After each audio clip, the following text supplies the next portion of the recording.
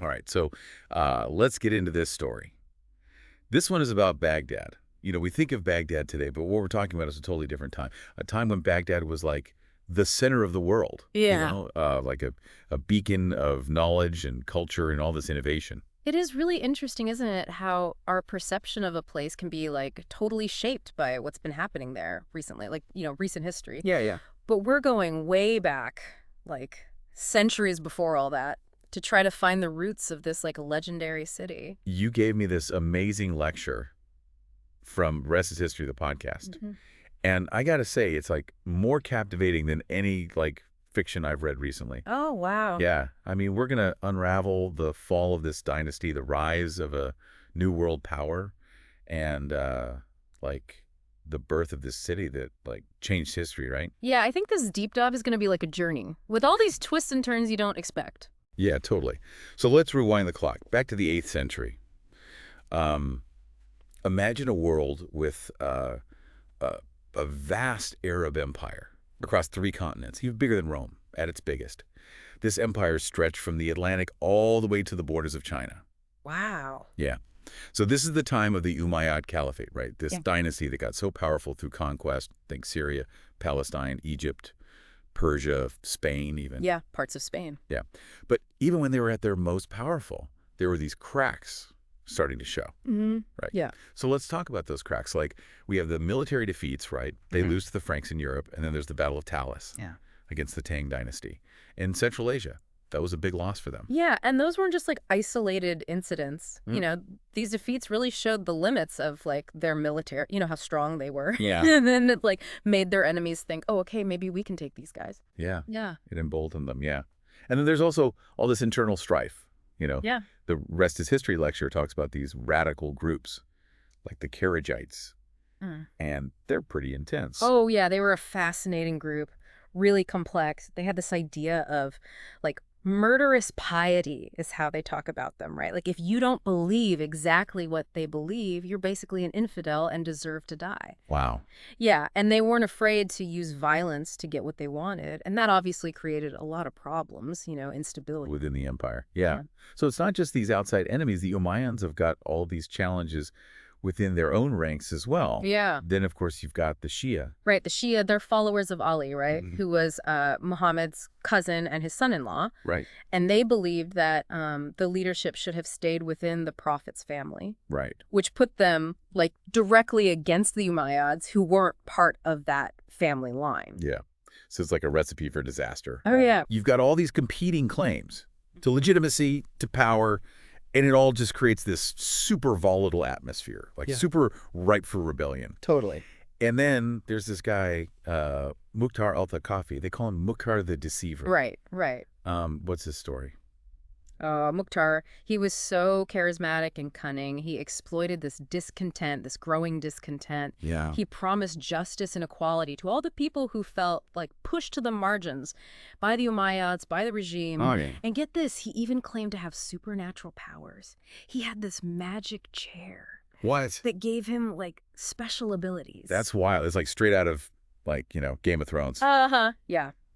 But he had a way with people, Well, obviously. you say. He understood how to manipulate the political landscape. Right. He used, religious fervor and social unrest to get what he wanted. Yeah. So here's something that really surprised me, in the lecture, and maybe you'll surprise some of our listeners too.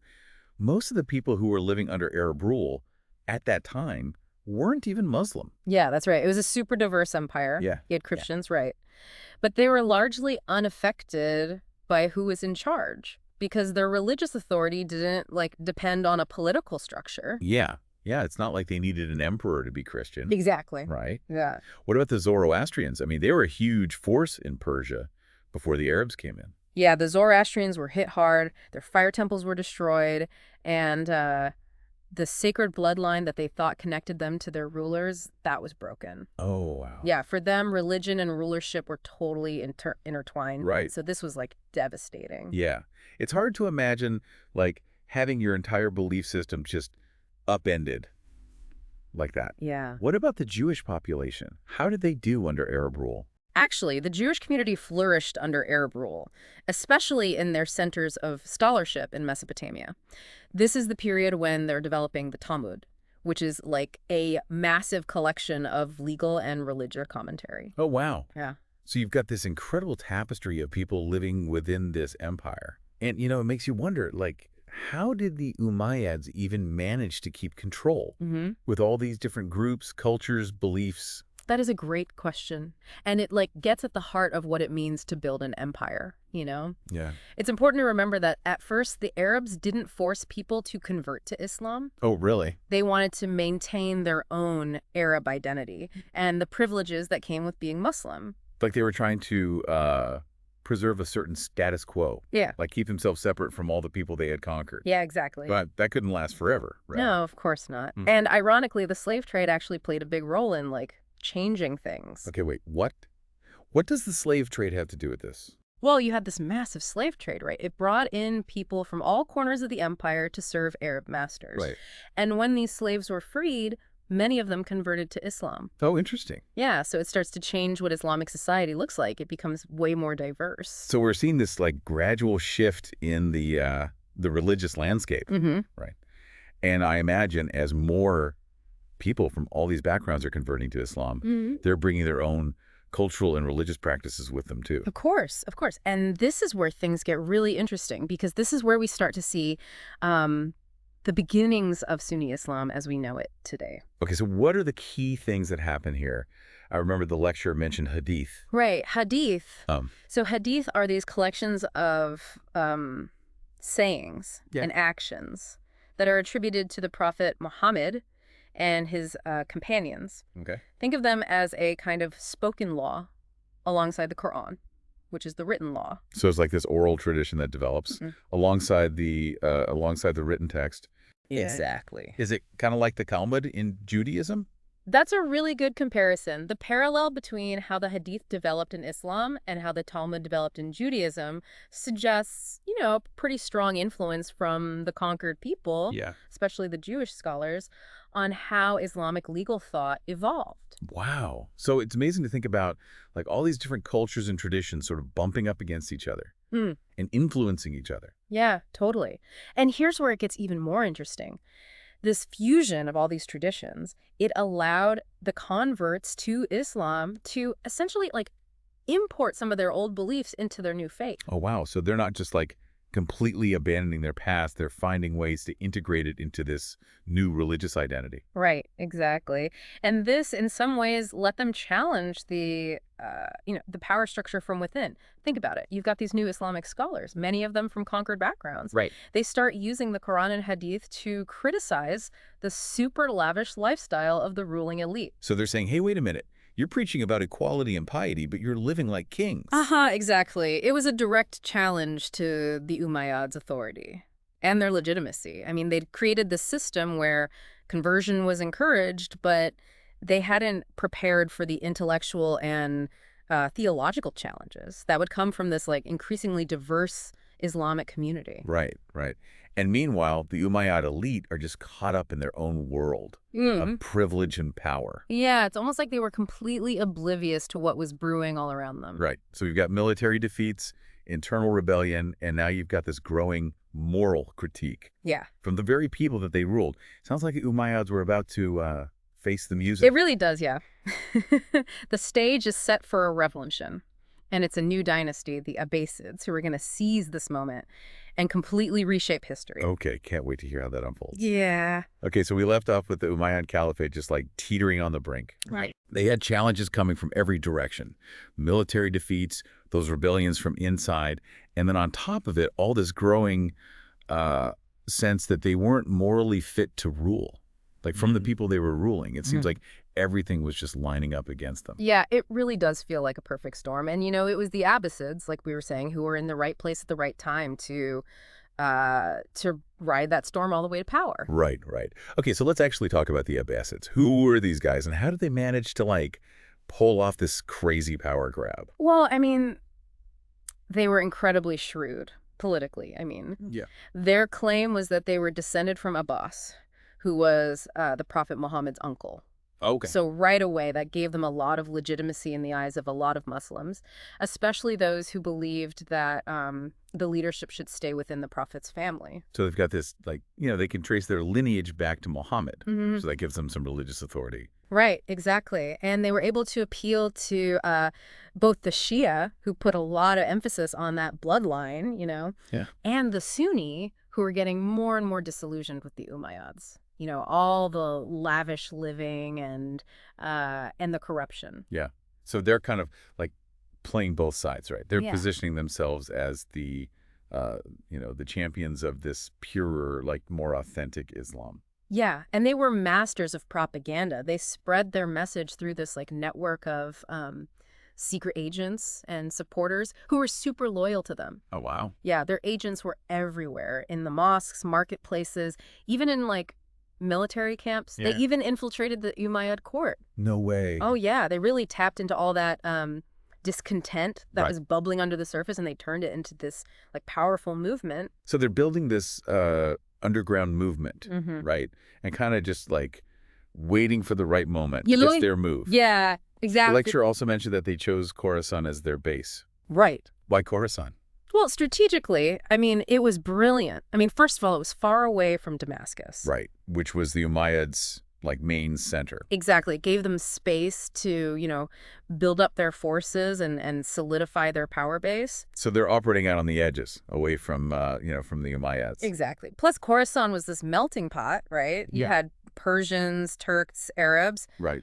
people who had felt the brunt of Umayyad rule. Right. So they were ready for a change. Yeah. Yeah. So it sounds like they deliberately picked a place where they knew people would support their cause. Oh, for sure. And there's another big reason, too. Yeah. It was close to the Silk Road. So they had access to all that wealth and Yeah. all the resources that were coming through there. Oh, that's smart. So they're building up their power base, gathering support, and at the same time making sure they've got the resources to launch a full-scale rebellion. Right. Okay, so let's set the scene. It's 747 AD. Marwan, the last Umayyad Caliph, is still clinging to power, but it's he's on his way out. And then along comes Abu Muslim, Ah, yes. Abu Muslim. this Abbasid general, Mm. who basically kicks off the Ooh. revolution. He was a charismatic guy and ruthless. Yeah. And he rallied the people of Khorasan to the Abbasid cause. Right. He was like a force of nature. He just swept through Persia and into Iraq, defeated the Umayyad armies one after another, and he won over all these cities with promises of justice and a return to real Islamic values. Wow. I'm trying to picture it. These massive battles, cities changing hands, the whole region in chaos. Yeah, it was a really turbulent time, no doubt about it. But it was also a time of incredible transformation. This Yeah. wasn't just a case of, one dynasty taking over from another. It was about redefining what it meant to be Muslim, what it meant to live in an Islamic state. So the stakes were pretty high. Yeah. It wasn't just about political power. It was about the future of Islam itself. Yeah. So what about the Umayyads? How did they react to all this? Well, at first they didn't really take it that seriously. They thought the Abbasids were just a bunch of fringe weirdos, Right. not a real threat. Just a nuisance. Yeah. But as the Abbasid army started winning more and more, they realized, oh, okay, this is serious. Yeah. So what were some of the key moments in all this? Were there any particular battles or events that really shifted the balance of power? Well, the Abbasids, they understood how powerful symbols could be. They adopted black as their color, the opposite of the Umayyad white. Oh, interesting. And those black banners of theirs, they became a symbol of change and of the coming fall of the Umayyads. Right. So they're using these images, this symbolism, to create a sense of momentum. There's no stopping them, Yeah, exactly. It's psychological warfare. And then Yeah. in 750 AD, they just totally crushed the Umayyads at the Battle of the Zab River in Iraq. Okay, so that sounds like a major turning point. Yeah. Oh, it was. It was decisive. It marked the end of the Umayyad Caliphate. The Abbasids were led by Abd al-Rahman al-Ghafiqi. Right. They completely destroyed. Story. In just a few years, the Abbasids go from nobodies To the undisputed rulers of the Islamic world. Amazing. Yeah, it's pretty incredible, and it shows just how skilled they were politically, how good their military was, and how well they were able to tap into what people wanted, Hmm. hopes and frustrations. They took all that energy and they channeled it into this movement that, like, changed history. So the Abbasids have won, the Umayyads are scattered and defeated. Yeah. So what happens next? I'm guessing this is where Baghdad comes in. You got it. They needed a new capital, right, Yeah. now that they were in charge. A city that would, like, showcase their power Yeah. and really embody this new golden age they wanted to create. Right. And that city, as we'll see, was Baghdad. Okay, now I'm like really hooked. Can't wait to hear about how Baghdad becomes this legendary place, a center of, learning and culture and innovation. Welcome back. I'm so ready to hear about Baghdad. Yeah. We've gone through the fall of the Umayyads, the rise of the Abbasids, and now we're finally getting to the legendary city itself. The stage is set, right. The Abbasids are in power, and they need a capital that reflects that, like a city that really embodies their vision of, a new Islamic golden age. Right, yeah, so they could have picked anywhere, right? Mhm. Their empire was huge. Why Baghdad? What was so special about that spot? Well, I mean, practically speaking, the location was perfect. Baghdad's right there on the banks of the Tigris River, right in the heart of Mesopotamia. It was a crossroads for all these trade routes. And the land around it was super fertile. Right. So it could easily support a big population. And it was in a good position to project power throughout the whole empire. So geographically and strategically, it makes perfect sense. But I feel like there's got to be more to the story. Was there some symbolic meaning too? Oh, absolutely. The Abbasids wanted a clean break from the Umayyads, a fresh start. Yeah. They needed a new center of power, a city that was all their own. Baghdad represented that. It was a blank slate where they could, create their idea of what an Islamic city should be. Just how ambitious was that idea? Let's just say they weren't thinking small. Okay. They wanted a city that would be more magnificent than any other. I mean, I'm picturing something out of the Arabian Nights. Is that close? You're not far off. Yeah. So in 762 AD, the Caliph al-Mansur, the founder of Baghdad, he chose the site himself Wow. and oversaw the whole construction project. And get this, they designed it in a circle, like a massive circular city. A round city. Really? I've never even heard of that. Was there a reason for that? There are a few theories. Some scholars think it was based on, ancient Persian cities, while others say it was meant to symbolize the unity and the perfection of Islam. Whatever the reason, it was a marvel of engineering. It shows just how ambitious the Abbasids were. Okay, so I'm walking through the gates of the city. What do I see? Okay, imagine this. You enter through one of the 4 huge gates, and you're in this bustling city. There are these wide avenues that go straight out from the center. They divide the city into quarters. And there are palaces, mosques, libraries, markets, all laid out in this perfect circle. It sounds incredible. And what's at the very center of all this? Right in the middle, you've got the Great Mosque and the Caliph's Palace, the Golden Gate Palace. They say it was covered in gold and jewels, like a symbol of the caliph's power, the heart of the empire. Wow. So not only was the location strategic, but it was also this like visually stunning city built to project power and sophistication. Exactly. But it wasn't just about looks. They also invested a ton in infrastructure, canals, aqueducts, hospitals. They wanted Baghdad to be a place where learning and commerce and culture could all flourish. Yes, it was more than just a pretty face. They were building a city that was meant to, like, thrive in every way. Right. They brought in scholars and poets and artists from across the Islamic world and beyond. Baghdad became this melting pot of ideas, a hub of innovation. So it's not surprising that it quickly became like the biggest and richest city in the world. I mean, the lecture even said it surpassed Constantinople in wealth and influence. Yeah, it was really remarkable. All of this happened, in just a few generations after the Prophet Muhammad died. Yeah, that's crazy. It shows how fast Islam spread and how much it changed the world. So as we wrap up, what do you think is the most important thing you want our listeners to take away from all this? I think it's important to remember that history is never simple. The story of Baghdad shows how civilizations are built on layers and layers of influence, interactions between conquerors and the conquered, the mixing of different traditions and beliefs. And I think it also reminds us that even empires, as powerful as the Umayyads, can fall. Yeah. If they don't adapt, it can all come crashing down. That's right. And of course, there's the amazing human achievement, too. I mean, creating Baghdad was so ambitious. It shows the ingenuity and vision of those Abbasid caliphs. It really makes you think, like, What seemingly unimportant things today might be shaping the future in ways we can't even imagine? Maybe it's the technology we're all using, the books we're reading, the conversations we're having, The echoes of the past are all around us, shaping our present and influencing the course of history.